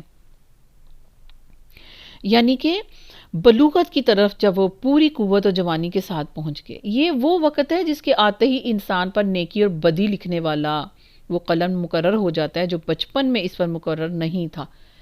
بلوغت وہ عمر ہوتی ہے جس پر کرامن کاتبین آ کے بیٹھ جاتے ہیں، نیکی لکھنے والے اور بدی لکھنے والے قلم مقرر کر دیے جاتے ہیں، جو بچپن میں اس پر مقرر نہیں ہوتے۔ اب وہ اپنے جیسے انسان کی پیدائش کا ذریعہ بننے کے قابل ہو جاتا ہے۔ ٹھیک ہے، یعنی کہ اتنی جوانی، یعنی وہ بلوغت جس کی یہاں پر ڈیفینیشن میں یہ بات آ رہی ہے۔ معلوم نہیں کہ جو لوگ اس وقت یوسف علیہ السلام کی عمر کی کہتے ہیں، کبھی وہ 25 سال کے تھے یا 30 یا 40 سال بیان کرتے ہیں کچھ تفاسیر میں، ان کے پاس اس کی کیا دلیل ہے؟ بہرحال جس قسم کی بھی خوشحالی اور ناز و نعمت میں یوسف علیہ السلام کی پرورش ہو رہی تھی، اس میں تو یہ عمر طوفان بن کر آتی ہے، مگر ان پر اللہ کا فضل تھا جس کی وجہ سے وہ رعونت اور شہوت اور حسن و عشق کی آفات سے بچائے گئے۔ اس کی بجائے اللہ تعالیٰ نے انہیں حکم اور علم عطا فرما دیا۔ اب حکم کیا ہے؟ حکم اور حکمہ تقریباً ہر دو معنی اس کے سیم ہیں۔ اس کا مطلب حکم یا حکمہ کا مطلب ہے ایک دوسرے کے مخالف اور ٹکرانے والے دو معاملات، یعنی حق اور باطل میں سے حق کا، صحیح والی بات کا، حق کا فیصلہ کرنے کی اہلیت کا آ جانا۔ ٹھیک ہے، اور یہ اہلیت عطا ہونے کے بعد آدمی صحیح اور غلط کے درمیان فیصلہ کرنے کے قابل ہو جاتا ہے، حکمت۔ ٹھیک ہے، اور اللہ تعالیٰ نے انہیں علم بھی عطا فرمایا، یعنی نیکی اور بدی کی پہچان اور وہ ساری باتیں وہ جاننے اور ان پر عمل کرنے کی طاقت جو عام لوگ نہیں رکھتے، وہ بھی اللہ تعالیٰ نے ان کو عطا کیا، جس میں خواب کی تعبیر اور وہ علم بھی شامل ہے جس کا اظہار انہوں نے وزارت کی پیشکش پر خزانے کے شعبہ طلب کرنے پر کیا تھا کہ انی حفیظ علیم، کہ بے شک میں پوری طرح سے حفاظت کرنے والا اور خوب جاننے والا ہوں کہ یہ نظام کو کیسے چلانا ہے۔ تو اللہ نے جو یہاں پر کہا ہے وَكَذَلِكَ نَجْزِي الْمُحْسِنِينَ، اس کا کیا مطلب ہے؟ کہ انسان خوشحال ہو یا خستہ حال ہو، اگر وہ نیکی اور اچھائی پر ہمیشہ قائم رہے تو اللہ تعالیٰ اسے ایسے ہی جزا دیتا ہے۔ مثلاً کوئی بھی تنگ دست جو اللہ کا شکوہ کرنے اور اپنی حالت پر ناراض رہنے کی بجائے اس کی تقدیر پر شاکر ہو کر صبر کرتا رہے، اس پر خوش رہے ہر حال میں، اور غلط سمت پر قدم نہ اٹھائے، تو اسے اللہ تعالیٰ ایسے ہی بدلہ دیتا ہے۔ مطلب یہ ہے کہ یہ نوازش صرف یوسف علیہ السلام پر نہیں تھی، بلکہ احسان پر کاربند ہونے والے ہر شخص کو ایسی ہی جزا ملتی ہے کہ اللہ تعالیٰ اس صورتحال میں سے نکالتے ہیں، اچھی جگہ بھی پرووائڈ کرتے ہیں، عزت بھی دیتے ہیں، مال رتبہ سب کچھ اللہ تعالیٰ دیتے ہیں۔ ایسے ہی اللہ جزا دیتا ہے اس ہر شخص کو جو صبر کرتا ہے، اپنی تقدیر پر شاکر رہتا ہے، شکر کرتا ہے، اللہ تعالیٰ سے اپنی حالت پر ناراض نہیں رہتا، اپنے تنگ دست ہونے پر اللہ سے کوئی شکوہ نہیں کرتا، تو یہ والا جو اللہ تعالیٰ کا ایک نوازش اور کرم ہے وہ صرف یوسف علیہ السلام یا صدیقین اور شہداء کے ساتھ نہیں ہے، ان چنے ہوئے بندوں کے ساتھ نہیں ہے، بلکہ یہ عام انسان میں ہوں یا آپ ہوں، ہمیں بھی یہ رتبے، یہ مرتبے، ہمارے بھی حالات زندگی اسی طرح سے اللہ تعالیٰ بدل سکتے ہیں، ایسے ہی اللہ تعالیٰ جزا دیتے ہیں۔ اب کیا ہوا؟ وَرَوَدَتْهُ الَّتِي، اور اس عورت نے دیکھیں اس کا نام زلیخا ہو یا نہ ہو، ہمارے دین، ہمارے اسلام، ہمارے ایمان سے اس پہ کوئی فرق، کوئی اضافہ یا کوئی کمی نہیں واقع ہوتی۔ اللہ تعالیٰ نے اس کا نام پوشیدہ رکھا، عورت نام ہی پردے کا ہے، عورہ، تو اس کا نام ہی پوشیدہ رکھا ہے، اس پہ پردے ہی ڈال کے رکھے ہیں، تو ہم تفاسیر کے اندر کیوں یوسف زلیخا خام خواہ ہم نام لگاتے ہیں؟ اللہ کہتے ہیں عزیز کی بیوی، عزیز کی بیوی، عزیز مصر کی بیوی، عزیز مصر کی بیوی، وہ عورت ہم نے ان کو چپک کے، تو یوسف علیہ السلام اتنے بڑے بزرگ، اتنے عالی شان، اتنی رفتوں والے، عزتوں والے، اتنے پاک، ان کے ساتھ اس کا نام جوڑ دیا۔ تو آج میں نے اور آپ نے اس چیز کو سیکھنا ہے اور اپنی زبان کو لگام دینی ہے، منہ بھر کے زلیخا نہیں کہنا، ضرورت ہی کوئی نہیں ہے، جو بھی نام تھا اس کا۔ اللہ نے کہا اس عورت نے جس کے گھر میں وہ تھا، یعنی اسے اس کے نفس سے اس کو پھسلایا اور دروازے اچھی طرح بند کر لیے، اور کہنے لگی جلدی آ۔ اس نے کہا اللہ کی پناہ، بے شک وہ میرا مالک ہے، اس نے میرا ٹھکانہ اچھا بنایا، بلا شبہ حقیقت یہ ہے کہ ظالم فلاں نہیں پاتے۔ اب اس کے اندر کیا ہے؟ راودہ، اس کا مطلب ہے نرمی، ملائمت سے بار بار مطالبہ کرنا، بار بار پھسلانا، فریب سے غلط کام پر آمادہ کرنا۔ یہاں جو ہے یہ بات بتائی جا رہی ہے کہ بار بار اور ہر طریقے سے پھسلایا، کیونکہ ایک ہی گھر میں رہ کر خدمت کرنے والے غلام سے ہزار انداز سے اور بار بار اپنے شوق کا اظہار ہو سکتا ہے۔ مثلا غلام کھانا لایا ہے تو حکم ہو، دور کیوں بیٹھے ہو، ادھر میرے پاس آ کر بیٹھو، وغیرہ وغیرہ۔ اور پھر یہ ہے کہ بیتن، جو یہاں پر آیا ہے بیتہا، اس کے گھر میں، بیتن کا مطلب وہ جگہ ہوتی ہے جہاں پہ رات گزاری جاتی ہے، رات گزارنا۔ اصل میں اس جگہ کو کہتے ہیں جہاں آدمی رات بھر رہتا ہو، پھر گھر کے معنی میں استعمال ہونے لگا، بیت گھر کے معنی میں استعمال ہونے لگا۔ اب بھی اس کا اصل استعمال اینٹ پتھر کے مکان یا اون، ریشم، کپڑے، پشم وغیرہ کے خیموں پر بھی ہوتا ہے۔ صحن سمیت پورے گھر کو عموماً دارن کہتے ہیں۔ تو یوسف علیہ السلام جب تک بچے تھے، عزیز کی بیوی کی نظر بچے پر شفقت اور محبت والی تھی، اور جب جوانی آئی تو وہ نگاہ نہ رہی۔ یہی اصل بیٹے اور منہ بولے بیٹے کا فرق ہوتا ہے۔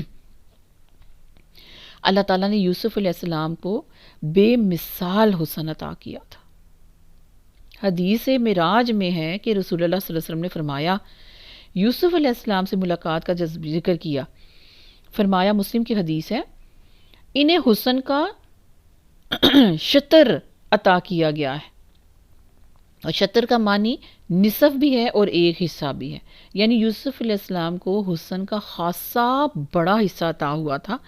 عزیز کی بیوی کے غلط راستے پر چل نکلنے کی ایک باعث ترمذی میں موجود اللہ تعالیٰ کی اس حکم کی نافرمانی بھی تھی کہ کوئی بھی عورت کسی غیر محرم مرد کے ساتھ اکیلی نہ ہو، ورنہ اس کے ساتھ تیسرا شیطان ہوگا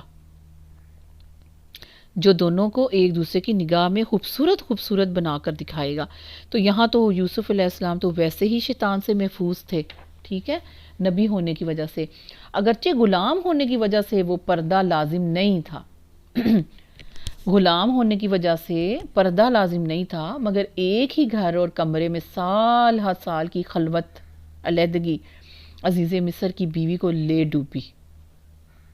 تو افسوس مسلمان اب بھی اس کی پرواہ نہیں کرتے، حالانکہ پیارے نبی صلی اللہ علیہ وسلم نے خاوند کے بھائی کے ساتھ خلوت سے بھی منع کیا ہے، اور فرمایا ہے کہ خاوند کا بھائی تو موت ہے، ٹھیک ہے؟ تو پردے کے احکامات یہاں پر شرم و حیا کے پہلو کے اندر یہ سارا کچھ آ گیا۔ پھر اس میں ہمیں یہ پتہ لگتا ہے، جیسے ہم پہلے بات کی ہے کہ عورت کا نام نہیں لیا جس کے گھر میں یوسف علیہ السلام تھے، تو ہمیں بھی کسی ذریعے سے بھی یہ معلوم نہیں ہے کہ اس کے بعد زلیخا اس کا نام تھا۔ قرآن کے سبق سے ہمیں یہ رویہ بھی سیکھنا چاہیے، اس رویے کو ترک کر دینا چاہیے۔ دیکھیں کہ نام لینے میں کسی گناہگار خصوصاً عورت کی پردہ دری ہو رہی ہو، وہاں پر نام نہیں لیا گیا، اللہ تعالیٰ نے اس کو بھی پردے میں ڈالا، اس کی اس کا پردہ خراب ہو رہا۔ تو یہ چیز مجھے اور آپ کو سیکھنی ہے انشاءاللہ اپنے نفس سے، یعنی پوری بات سمجھ میں آ رہی ہے کہ کوئی ناشائستہ لفظ بھی استعمال اللہ تعالیٰ نے نہیں کیا یہاں پر کہ بہت شرمناک کوئی لفظ استعمال کیا ہو، اللہ تعالیٰ نے عن نفسی ہی کہہ کر ساری بات سمجھا دی ہر سمجھنے والے کو۔ اور انہوں نے کیا کیا، اس نے کیا کیا، دروازے اچھی طرح بند کر لیے، ہی تلکا کہ جلدی آ، یہ کہہ کر خطاب کیا، ٹھیک ہے؟ تو یوسف علیہ السلام کو گناہ پر آمادہ کرنے والی ہر چیز وہاں پر موجود تھی، اور روکنے والی دنیا کی کوئی بھی چیز وہاں موجود نہیں تھی۔ یوسف علیہ السلام کی صحت، جوانی، قوت، تنہائی، فریق ثانی کا بھی حسن، پیشکش اور اس پر اصرار بار بار کرنا، غرض ہر چیز ہی بہکا دینے والی تھی، جبکہ انسان کو روکنے والی چیز اس کی اپنی جسمانی یا جنسی کمزوری ہو سکتی ہے، یا کوئی جو پارٹنر ہے، فریق ثانی ہے، اس کے حسن کی کوئی کمی ہو سکتی ہے، یا اس کی طرف سے انکار یا مزاحمت کا امکان، یا راز فاش ہونے کا خطرہ، یا اپنے خاندان، قوم اور لوگوں میں رسوائی کا خوف، یہ وہ ریزنز ہیں کہ اس طرف قدم نہیں جائے۔ ان میں سے کوئی بھی چیز ان کی راہ میں رکاوٹ نہیں تھی حضرت یوسف علیہ السلام کے۔ اٹھتی ہوئی جوانی تھی، بے مثال ان کا حسن تھا، دروازے بند تھے، دوسری طرف سے بھرپور پیشکش تھی، بلکہ پیشکش کیا تھی، درخواست تھی اور اصرار تھا، اور اپنے وطن سے بھی وہ دور تھے، قبیلے قوم کی رسوائی کا بھی کوئی ڈر نہیں تھا۔ یہاں کتنے ہی لوگ باہر کے ملکوں میں جب ہمارے یہاں جاتے ہیں تو اپنوں سے دور ہونے کی وجہ سے وہ بہک جاتے ہیں، استغفر اللہ۔ پھر دروازے خوب بند تھے، راز فاش ہونے کی کوئی صورت ہی نہیں تھی، اور جب مالکہ ہی خود یہ کہہ رہی ہو تو سزا کا کیا خوف ہے۔ قَالَ مَعَاذَ اللہ، یوسف علیہ السلام کے سامنے جب بچنے کا کوئی راہ نہ رہی تو انہوں نے اس ذات کی پناہ مانگی جس کی پناہ ملنے کے بعد کوئی کسی کا کچھ نہیں بگاڑ سکتا۔ معاذ اللہ معنی کیا تھا؟ اعوذ باللہ معاذ مما تریدین، یعنی تم جو چاہتی ہو میں اس سے بچنے کے لیے اللہ تعالیٰ کی پناہ مانگتا ہوں، اور وہ مجھے اپنی پناہ میں لے کر اس سے بچا لے۔ یہ دعا کی، فوراً اللہ کی طرف پلٹے۔ انہ ربی احسن مثوا، اس کے بھی دو معنی ہیں، یعنی مفسرین میں سے ہر ایک نے اپنے ذوق کے مطابق کسی ایک معنی کو ترجیح دی ہے۔ تو یہ ہے، ایک یہ ہے کہ میں اللہ کی پناہ مانگتا ہوں، اللہ میرا مالک ہے، اس نے میرا ٹھکانہ اتنا اچھا بنایا، میں اس کے ساتھ نافرمانی کر کے ظالموں میں شامل نہیں ہو سکتا۔ اور دوسرا معنی اس کا یہ ہے کہ میں اس کام سے اللہ کی پناہ مانگتا ہوں کہ تم عزیز مصر کی بیوی ہو جو میرا مالک ہے، میں اس کا غلام ہوں، اس نے میرے لیے رہنے کا اچھا بندوبست انتظام کیا، اتنی عزت دی، میں اپنے مالک کے ساتھ کیسے خیانت کر سکتا ہوں؟ یہ تو سراسر ظلم ہے۔ یعنی پہلے معنی میں عزیز کی بیوی کو اللہ سے ڈرایا اور اس کے احسان یاد دلایا، دوسرے معنی میں اسے خاوند کی شرم دلائی، شاید اس طرح ہی وہ باز آ جائے۔ حقیقت یہ ہے کہ یہ دونوں معنی ہی درست ہیں، دونوں بیک وقت ہی مراد ہو سکتے ہیں، دونوں کا یعنی میننگ ایٹ اے ٹائم انہوں نے ایسے الفاظ کا انتخاب کیا، ایسے جملے کی ادائیگی کی کہ دونوں مطلب ہی اس عورت تک پہنچ رہے تھے، ٹھیک ہے؟ اور وہ انہو، بے شک وہ، لا یفلح الظالمون، وہ جو ہے فلاح نہیں پایا کرتے ظالم، یعنی زنا ظلم ہے۔ حقیقت یہ ہے کہ ظالم کبھی بھی فلاح نہیں پاتے، اور یہ جو زنا ہے اپنے آپ پر ظلم ہے، اس عورت پر بھی ظلم ہے، اس کے خاوند پر ظلم ہے، اپنے خاندان پر ظلم ہے، اس کے خاوند کے خاندان دونوں پر ظلم ہے، اور کسی خاندان کا بچہ دوسرے خاندان کا بچہ شمار ہو، نسب برباد ہو، یعنی زنا تو پوری انسانیت پر ظلم ہے۔ اسی لیے اللہ تعالیٰ کا ارشاد ہے کہ زنا کے قریب بھی مت جاؤ، ہاں، بے شک وہ کھلی بڑی بے حیائی کا راستہ ہے، برا راستہ ہے۔ تو یہاں پر یہ بات بھی سامنے آ گئی۔ تو مسلمانوں کے نسب محفوظ رہنے، ان کے معاشرے کی پاکیزگی پر کفار کو بے حد حسد ہے، اسی لیے انہوں نے بے حیائی کے راستوں کو بہت رنگین کر کے، بہت ہی اپنی چالاکیوں کے ساتھ جو ہے نوجوان نسل کو اس طرف گھسیٹتے ہیں۔ وہ اس شرف سے محروم ہو جانے کے بعد اب ہمیں بھی بے حیائی پھیلا کر ہمیں اس شرف سے محروم کرنا چاہتے ہیں یہ یہود و نصارہ، یا جو دین کے دشمن ہیں۔ یوسف علیہ السلام کا طرز عمل اس معاملے میں ہمارے لیے بہترین چراغ راہ ہے، اور بڑے تو یہ کہا کرتے ہیں کہ سورہ یوسف اپنے بیٹے اور بیٹیوں کو تفسیر کے ساتھ پڑھا دو جب وہ جوانی میں قدم رکھیں۔ اللہ تعالی ہم سب کی نسلوں کو محفوظ رکھے، ہمارے بیٹے بیٹیوں کو محفوظ رکھے، ہماری جو ہے اللہ تعالی ہم سب کے خاندانوں کو، عزتوں کو، نام کو، ناموس کو محفوظ رکھے، آمین یا رب العالمین۔ اور یہ دعا اللہ ضرور بضرور جو ہے ہمارے حق میں قبول کرے۔ تو اس کو رکوع تک کمپلیٹ کر لیتے ہیں، پھر اس کو کمپلیٹ کر لیتے ہیں آج کے سبق کو۔ اچھا، اب اس نے کیا کہا؟ وَلَقَدْ هَمَّتْ بِهِ، اور بلا شبہ یقیناً وہ اس کے ساتھ ارادہ کر ہی چکی تھی، اور وہ بھی اس عورت کے ساتھ ارادہ کر لیتا اگر یہ نہ ہوتا کہ اس نے اپنے رب کی دلیل دیکھ لی۔ اس طرح ہوا تاکہ ہم اس سے برائی اور بے حیائی کو ہٹا دیں۔ بے شک وہ ہمارے خالص کیے ہوئے بندوں میں سے تھا، وہ ہمارے عبادنا المخلصین میں سے تھا۔ کیا مطلب آ گیا اس کا؟ کہ عزیز کی بیوی کا یوسف کے ساتھ جو ارادہ تھا وہ تو تحقیق، یعنی وہ تو تھا ہی، البتہ یوسف نے ارادہ کیا یا نہیں اس میں مختلف رائے ہیں۔ بعض مفسرین کا کہنا یہ ہے جس طرح روزہ دار کو ٹھنڈا پانی دیکھ کر اس کی رغبت ہوتی ہے مگر وہ روزے کی وجہ سے اس پر قابو پا لیتا ہے، یہ ایک طبعی چیز ہے۔ اس قسم کا خیال یوسف علیہ السلام کے دل میں آ گیا ہو تو کچھ بعید نہیں، مگر برہان ربی ہی دیکھنے کی برکت سے یوسف علیہ السلام نے اسے جھٹک دیا۔ مگر دوسری تفسیر جس پر زیادہ اطمینان ہوتا ہے وہ یہ ہے جو ترجمے سے ظاہر ہے، اور قرآن مجید میں لولا شرط کی جو جزا اس سے پہلے آنے کی مثال موجود ہے، جیسے موسیٰ علیہ السلام کی والدہ کے بارے میں بھی اللہ تعالیٰ نے کہا ہے کہ بے شک وہ قریب ہی تھی کہ اسے ظاہر کر ہی دیتی اگر یہ بات نہ ہوتی کہ ہم نے اس کے دل پر بند نہ باندھ دیا ہوتا۔ اگر یوسف علیہ السلام ارادہ کر چکے ہوتے اور برہان رب کے ذریعے سے ان کو ہٹایا جاتا تو آیت کے الفاظ یہ نہ ہوتے، اسی طرح ہوا تاکہ ہم اس سے برائی اور بے حیائی کو ہٹا دیں، بلکہ یہ ہوتے کہ اسی طرح ہوا تاکہ ہم اسے برائی اور بے حیائی سے ہٹا دیں۔ پھر اس واقعے سے متعلق تعلق رکھنے والے ہر شخص نے جس طرح یوسف علیہ السلام کی بے گناہی کی شہادت دی، اس کا تقاضا بھی یہی تھا، ٹھیک ہے، یعنی کہ الفاظ کے ساتھ یہ چیز جو ہے یہ ثابت ہوتی ہے، یعنی لولا ان رأى برہان ربہ، وہ رب کی دلیل کیا تھی۔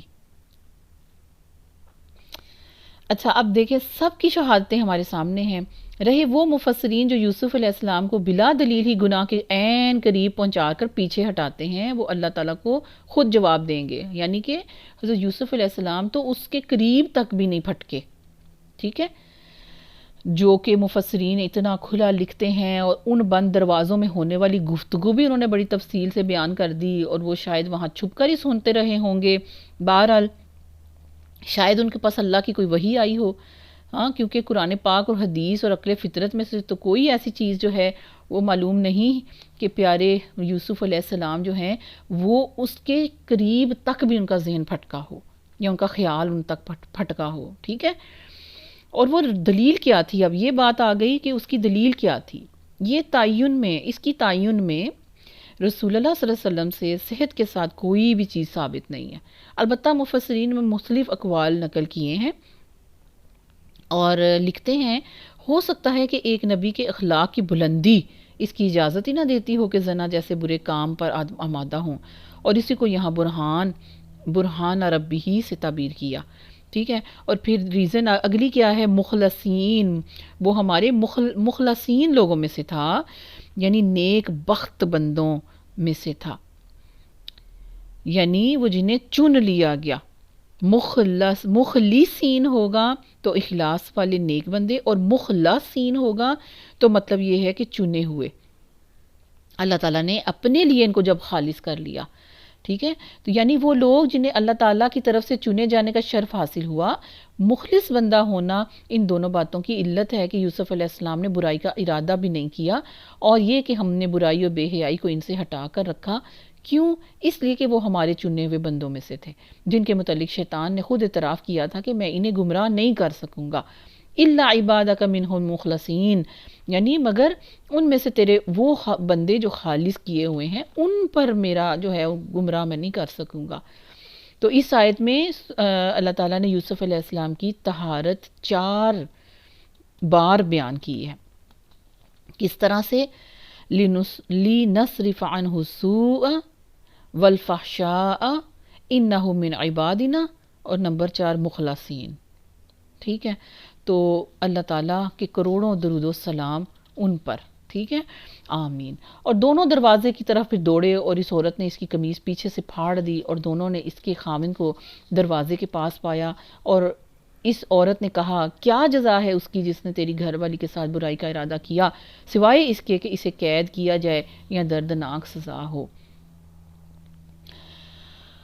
اچھا، میرا خیال ہے کہ اس آیت سے ہم اگلا سبق انشاءاللہ شروع کریں گے، کیونکہ یہ اس طرح سے چلنے والی چیز نہیں ہے کہ فٹافٹ اس کو میں چلتی چلی جاؤں، تھوڑا سا لیکچر ہمارے اس دفعہ لمبے ہوں گے، لیکن بہترین وے میں انشاءاللہ اس صورت کو میں نے اور آپ کو سمجھنا ہے، سمجھانا ہے، انشاءاللہ اللہ تعالیٰ مجھے توفیق دے، آپ کو بھی توفیق دے، اللہ تعالیٰ ہماری نسلوں کی حفاظت کرے، ہماری حفاظت کرے، ٹھیک ہے، اللہ تعالیٰ سے یہی دعا ہے میرے اور آپ کے لیے، بہترین عمدہ ترین اور مکمل جو قرآن پاک کی تفسیر ہے بہترین، وہ میرے اور آپ تک پہنچائے، اور عمل کی اور سمجھ کی توفیق عطا فرمائے۔ آج کے لیے اتنا ہی۔ ربنا تقبل منا انک انت السمیع العلیم وتب علینا انک انت التواب الرحیم، وصلی اللہ تعالی علی خیر خلقہ محمد وآلہ وصحبہ اجمعین برحمتک یا ارحم الراحمین، آمین۔ السلام علیکم ورحمۃ اللہ وبرکاتہ۔